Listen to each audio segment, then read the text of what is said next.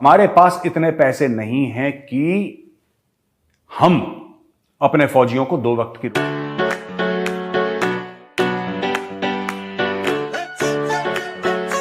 Hello दोस्तों, सत श्री अकाल, नमस्ते, अस्सलाम वालेकुम, वेलकम बैक। तो कैसे हैं आप? आई होप आप सब ठीक ठाक होंगे। मेरा नाम है अबूजर गिल और आज हम जिस वीडियो के ऊपर रिएक्शन देने जा रहे हैं मेजर गौरववालिया की लेटेस्ट वीडियो है जिसका टाइटल है the Pak army does not have food to eat. Pakistan की आर्मी के पास जो है ना खाने पीने की अशिया खत्म होती जा रही हैं, तो वो कैसे सरवाइव करेगी? क्योंकि पाकिस्तान में इन्फ्लेशन बढ़ता जा रहा है। पाकिस्तान में इन्फ्लेशन रेट 41% हो चुका है। इतनी ज़्यादा महंगाई में पाकिस्तान की आर्मी या पाकिस्तान के लोग कैसे जो है ना सरवाइव करेंगे या कर रहे हैं, मेजर गौरववालिया इस वीडियो में हमें जो है ना एक्सप्लेन करेंगे या बताएंगे। तो इस वीडियो को देखते हैं, स्टार्ट करते हैं। उससे पहले चैनल को सब्सक्राइब, बेल आइकन प्रेस कर लें ताकि आपको हर वीडियो का नोटिफिकेशन मिल जाया करे। तो चलिए जल्दी से वीडियो देखते हैं और उसके बाद अपना रिएक्शन देते हैं।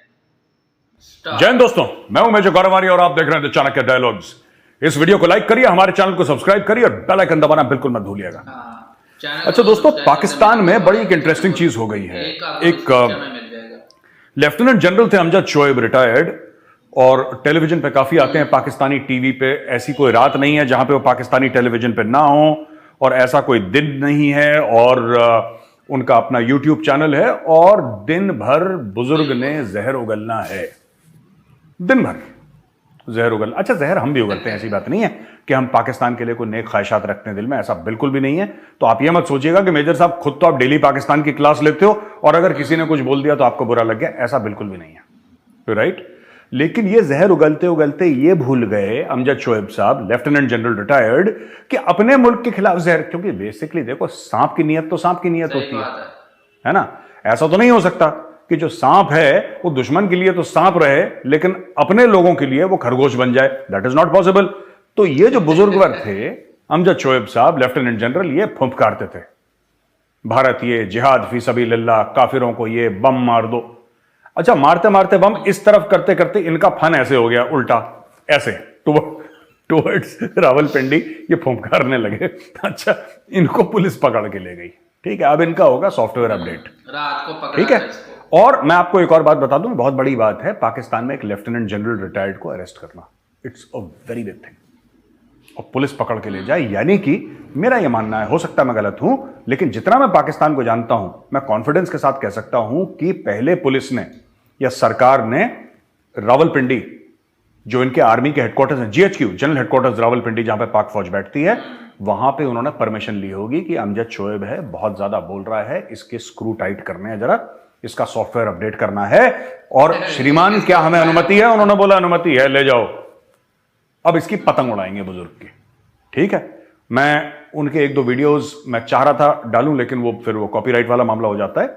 वरना इनका डेली था कि हम ये क्यों नहीं कर देते, हम ऐसा कर दें, हम अच्छा, हम ये क्यों नहीं कर देते, हम ये क्यों नहीं कर देते। इन्होंने तब नहीं करा, तब ये फौज में सर्विंग लेफ्टिनेंट जनरल था, तब ये अपने कॉर्नर के प्लॉट बना रहे थे, तब ये जमीनें घेर रहे थे सिविलियंस की, तब ये चोरी कर रहे थे, तब ये भ्रष्टाचार कर रहे थे, तब ये करप्शन कर रहे थे। और जैसे ही रिटायर हो गए, जिहाद फी सबीलिल्लाह, हमें जिहाद करना चाहिए, तो ज्यादा जिहाद करने लगे, उल्टी तरफ स्टेट के इंस्टीट्यूशंस को क्वेश्चन करने लगे। ठीक है, फौज की तरफ, सरकार की। पाकिस्तान में एक लेवल तक टॉलरेट करते हैं वो लोग ना। पाकिस्तानी सिस्टम का यह कि एक भारत जैसा नहीं कि आपको जो बोलना है दंदनाते बोलते चले जाओ, अनलिमिटेड लाइसेंस है आपके पास, ना ना ना। वहां पे एक लकीर है पाकिस्तान में, और वो लकीर दिखाई नहीं देती किसी को दोस्तों, वो लकीर महसूस करी जाती है, और आपको पता लग जाता है कि कब आपने वो लकीर, वो लाइन आपने पार कर दी है। तो भाई साहब ने, बुजुर्ग ने, चचा ने वो लकीर पार कर दी, चचा को अंदर ले लिया। ठीक है, और हो ना हो पाकिस्तान आर्मी के आशीर्वाद से इनको अंदर लिया गया। तो ये बहुत बोलते थे जिहाद करना चाहिए, ये भी चाह रहे थे कि झंडा वंडा लाल किले पे सब्ज परचम अपना लहरा दें पाकिस्तान का। इनके बड़े मन की ख्वाहिश थी। अभी तो इनसे बोलो कि भैया जेल में परचम लहराओ तुम पाकिस्तान का, अभी तुम इंडिया छोड़ दो, इंडिया बाद में लहरा लेना, यहां पे भी आ जाना, पहले वहां पे जेल में लहरा लो परचम। तो इनका खुद का इनका बुजुर्ग का खुद का परचम बना के लोग वहां पे लहरा रहे होंगे। खैर, अच्छा, दूसरी खबर जो पाकिस्तान की है दोस्तों, वो है तकरीबन 3 दिन पहले, 4 दिन पहले की, लेकिन हम वो खालिस्तान वाला चैप्टर हमारा चल गया था, हम खालिस्तान के ऊपर, तो वो खबर हमारी। तो दोस्तों इनको पकड़ने का मकसद ये था कि इन्होंने तो जो है ना एक टीवी के ऊपर जो है ना इंटरव्यू दे रहे थे, उस एंकर की बात के ऊपर इसने उसका जवाब दिया और उस जवाब को जो है ना वजह बनाकर पाकिस्तान के अदारों ने इसको गिरफ्तार कर लिया।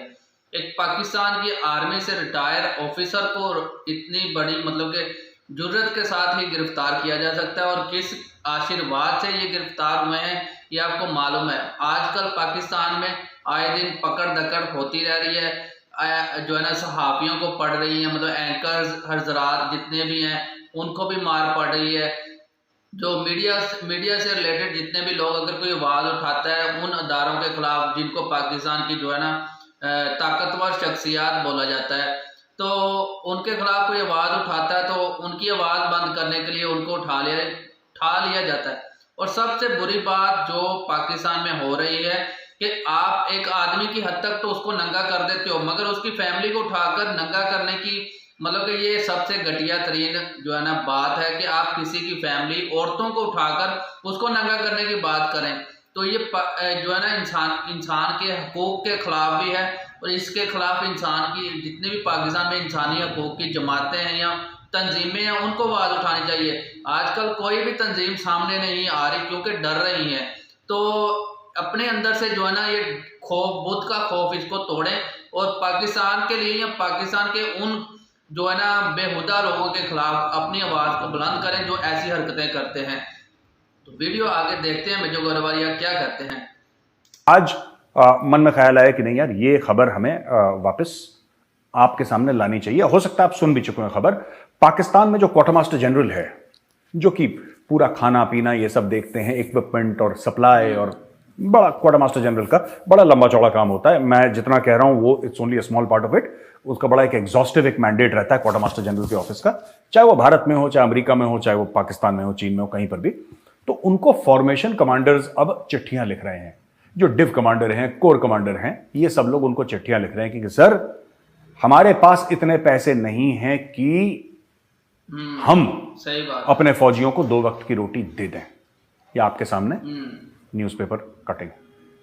तो ये पाकिस्तानी मीडिया कवर नहीं कर रहा। Pakistani media is not covering this क्योंकि भाई अपनी फौज के खिलाफ, जैसा आपको पता है कि पाकिस्तान में इन्फ्लेशन रेट जो है ना बढ़ गया है, और पाकिस्तान में जो है ना खाने पीने की अशिया की किल्लत पैदा हो रही है क्योंकि पाकिस्तान के पास डॉलर नहीं है, और वो जो पाकिस्तान ने बाहर से चीज़ें मंगवाई हैं उसको खरीदने के लिए कोई डॉलर्स नहीं है, और ना ही वो पाकिस्तान खरीद रहा है। और सब्जियां और खाने पीने वाली अशिया जो है वो उधर ही पड़ी हुई, मतलब कि एलसीज नहीं खुल रही, तो वहाँ पर कंटेनर्स में ही पड़ी खराब हो गई हुई हैं, तो अब वो तो वैसे भी काबिल इस्तेमाल नहीं रही फौज से। लेकिन ये बात है, हमने मीडिया से न्यूज निकाली है, या आपकी नजर से भी गुजरी होगी न्यूज, कि भाई 2 वक्त की रोटी ठीक से अपने फौजियों को नहीं खिला पा रहे। राइट? तो उनका यह है कि अब भूखे पेट जिहाद कैसे लड़ेंगे यार? जोश कहां से आएगा? लड़ना तो पड़ेगा। भूखे पेट तो जोश नहीं आता, भूखे पेट जोश तो नहीं आता। तो बोला कि साहब जिहाद कैसे लड़ेंगे, ये किस तरीके से जिहाद लड़ सकते हैं? तो जो पाकिस्तानी जनरल हैं वो तो करप्ट हैं, वो तो बिल्कुल चोर हैं, वो बिल्कुल उनकी प्रॉपर्टी, उनके प्लॉट, उनके जेवरात, उनके बीवी बच्चों के महल आप देखेंगे आप परेशान हो जाएंगे, है ना? तो ये सब भैया परेशान तो होने वाली बात हमारे लिए है नहीं, क्योंकि हमारे जनरल तो हम जानते हैं अच्छी तरीके से कैसे हैं। भारतीय सेना के जनरल बेचारे पेंशन में रिटायर हो जाते हैं और उनका जो छोटा मोटा घर है उसमें रहते हैं, और बहुत रेयर कभी कुछ होगा, किसी के खिलाफ कोई केस हो गया, बहुत रेयर। यहां पे तो हर एक बंदा चोर है। तो जनरल्स ने, वैसे ये बात सच है कि इंडिया की आर्मी से जितने भी ऑफिसर्स अभी तक रिटायर हुए वो अपने ही कंट्री में रहते हैं, और उनकी जो वेल्थ है वो मतलब कि एक आम पर्सन जितनी ही रहती है। मतलब कि आप 30-40 साल अगर आपने अपनी कंट्री को सर्व किया तो उसके ऊपर मतलब कि इंडिया के मतलब कि जर्नल्स की मैं जो है ना तारीफ करूंगा कि इंडिया का हर जो जनरल, मेजर या कोई भी आम ऑफिसर भी रिटायर हो तो उसने करप्शन नहीं की होती। ये ईमानदार ऑफिसर, इनको मैं मतलब कि अप्रिशिएट करने वाली बात है। सिपाही है, सिपाही को 2 वक्त की रोटी खाने को नहीं मिल रही पाकिस्तान में। इतना बुरा हाल पाकिस्तान का हो चुका है। अच्छा जी, अब हम आते हैं बाकी खबरों पे। पाकिस्तानी सरकार ने, मैं क्विकली आपको पाकिस्तान की कुछ खबरें बता दूं। पाकिस्तानी सरकार ने बोला है कि 25% कोटा है हज पिलग्रिम्स का, जो डॉलर में। अब पाकिस्तानी ऐसा है ना कि कुछ तो बैंक में पैसे हैं, कुछ इन्होंने अपने तकिए और अपने मैट्रेस के नीचे डॉलर छिपा रखे हैं पाकिस्तानियों ने, because they have no faith in the country. अपने स्टेट बैंक ऑफ पाकिस्तान पे भरोसा है नहीं, अपने बैंकिंग सिस्टम पे भरोसा नहीं, तो चोरों की जमात है, डकैतों की जमात है ना। तो इन लोगों ने क्या कर रखा है कि अपने डॉलर छुपा रखे हैं। तो बोला कि जिसको हज जाना है, राइट, तो वो अगर डॉलर में देगा तो हम उसको अलग अलग किस्म की और फैसिलिटीज देंगे। ये फॉरेन एक्सचेंज बढ़ाने का एक और तरीका समझ लीजिए। इन्होंने हज को भी मोनेटाइज कर दिया। इतने भले मानस हैं ये लोग, अब इनको क्या ही बोलूं अपने मुंह से। इन्होंने बोल दिया कि हज में भी हम एक काम करेंगे, जो डॉलर पे देगा उसको हम फेवर करा जाएगा यहां से। और the sources said that ministry of religious affairs had increased the Hajj quota for private operators from 40% to 50%, which might further raised in the wake of persistent foreign exchange liquidity crunch. They said ministry would charge rupees 1 million from each pilgrim under the government scheme, but the Hajj expenses might rise to 1.3 million in case of further depreciation of the rupee. The sources said Saudi government was increasing the tax rate on Hajj by 18 to 20%.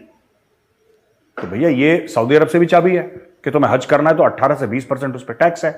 1 million rupees यानी कि 10 लाख पाकिस्तानी रुपए, और उसके ऊपर अगर आप dollar में देंगे तो आपको फायदा है। ठीक है, यानी कि अपने ही लोगों की जेब काटना पाकिस्तानी सरकार ने शुरू कर दिया है। दूसरी चीज भाई, 4 लोग मारे गए और 14 पाकिस्तान में, मतलब कि देखिए लास्ट टाइम जो है ना हज था 4 लाख रुपए का। अब जो हज है वो पाकिस्तानी रुपीज में 10 लाख रुपए से ऊपर जा चुका है। तो अब की ये वाली गवर्नमेंट जो है ना चाहती है कि जो लोगों ने अपने डॉलर संभाल के रखे हुए हैं, क्योंकि पाकिस्तान के लोग इनके ऊपर ट्रस्ट नहीं करते, तो इसलिए लोग डॉलर बैंक में रखने की बजाय अपने अपने घरों में महफूज रखे हुए हैं। तो ये चाहते हैं कि वो डॉलर निकाल के पब्लिक इनको दे और फिर ये उनको कोटा, मतलब कि सब्सिडी दे दे उसके ऊपर। तो एक तो उसके ऊपर टैक्स भी है, मतलब कि 18 से 20% जो है ना अब सऊदी हुकूमत टैक्स लेती है। तो अब उसको भी डाल के अब 10 लाख से ऊपर जो है ना हज जा चुका है। हर मुसलमान जो है ना हर साल हज करने जाता है।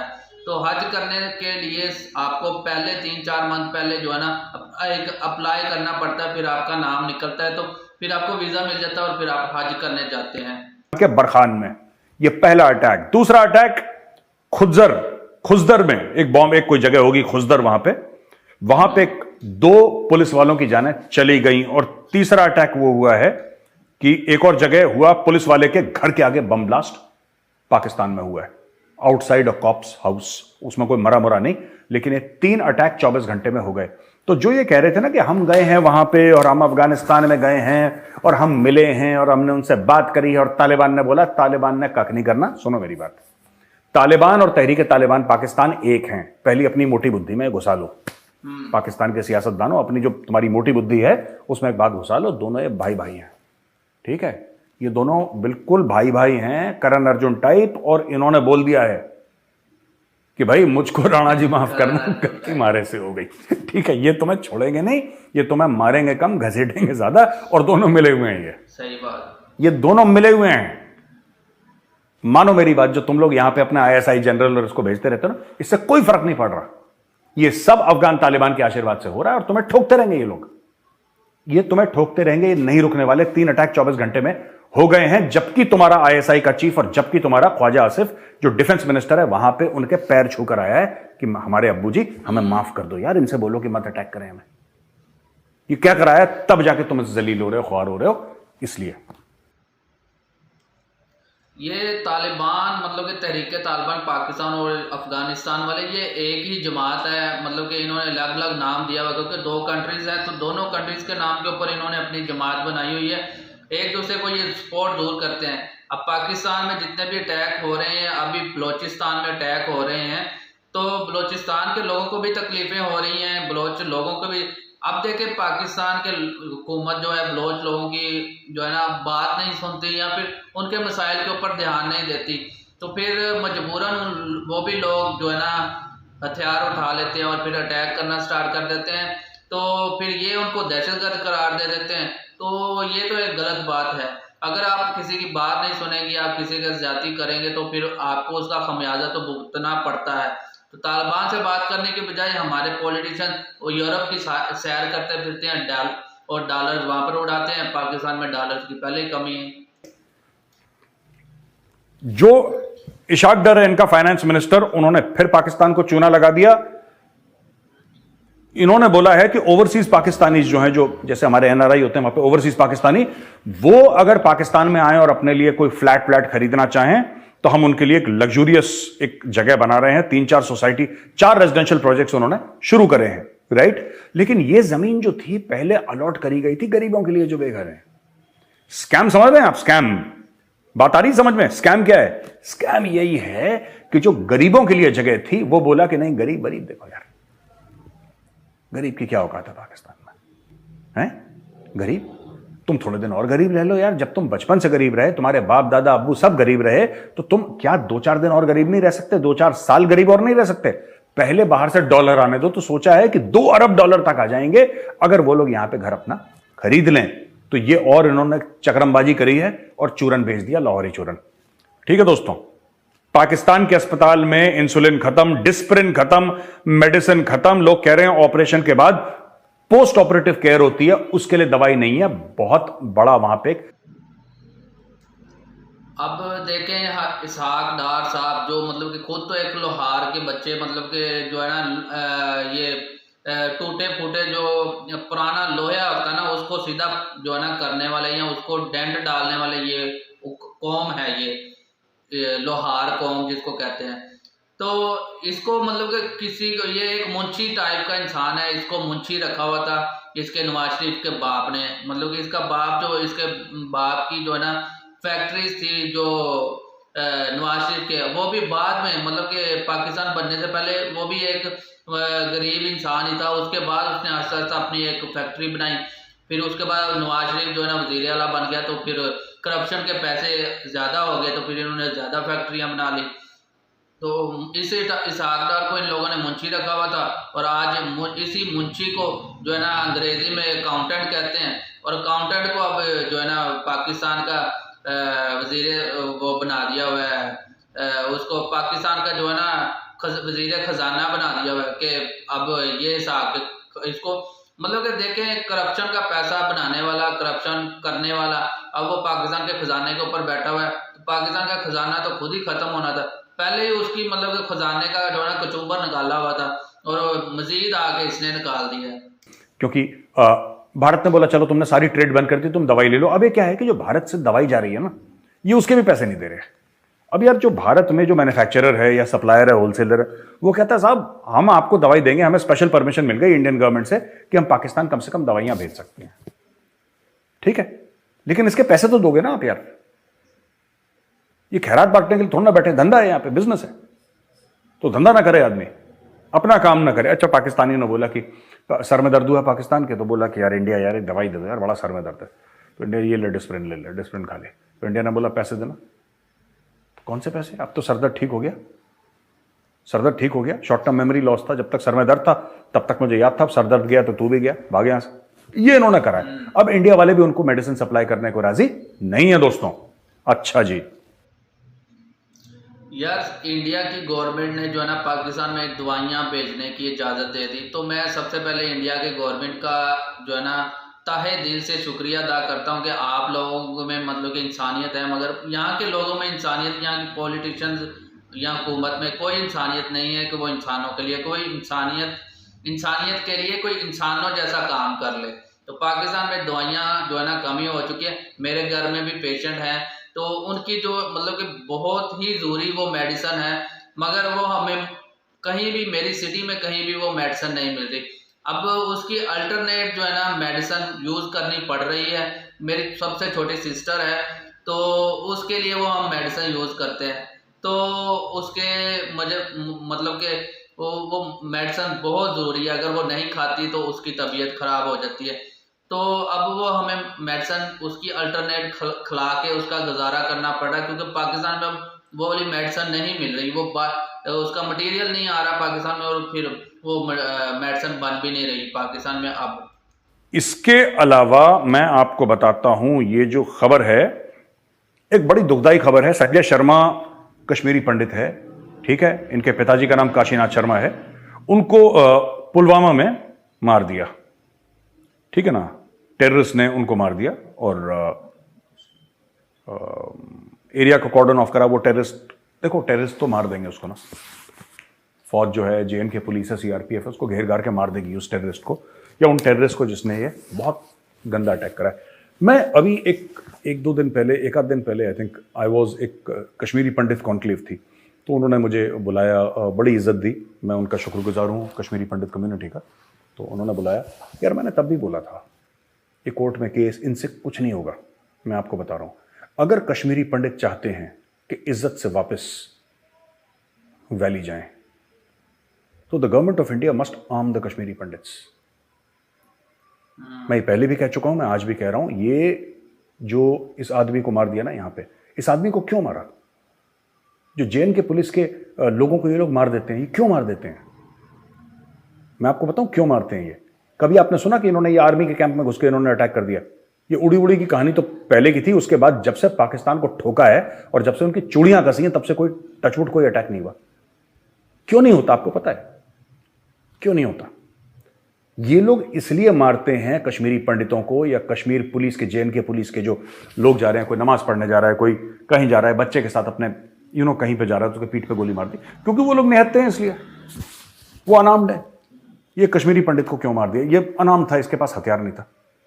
अगर इसके घर में हथियार होता, इसके घर में AK-47 होती और उसको आती, इसकी ट्रेनिंग होती, तो आपको लगता है कि किसी की हिम्मत थी, किसी की मजाल थी, किसी की औकात थी इसके ऊपर गोली चलाता? वो एक चलाता, वहां से 100 का फायर आता। और यही मैंने, कश्मीरी पंडित भाई बहन मेरे बैठे थे, यही बात मैंने उनको बोली उस दिन।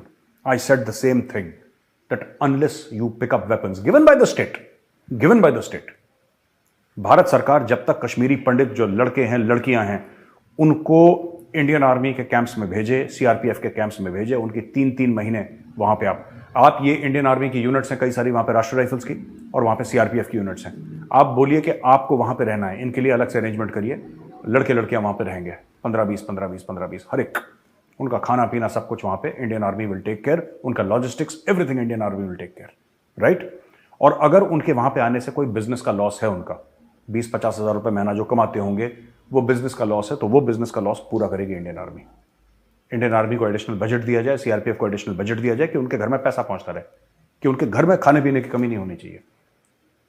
और इनको यहां पे 3 महीने कुछ मत करो, डेली इनको रगड़ो सवेरे 4-5 बजे उठा के।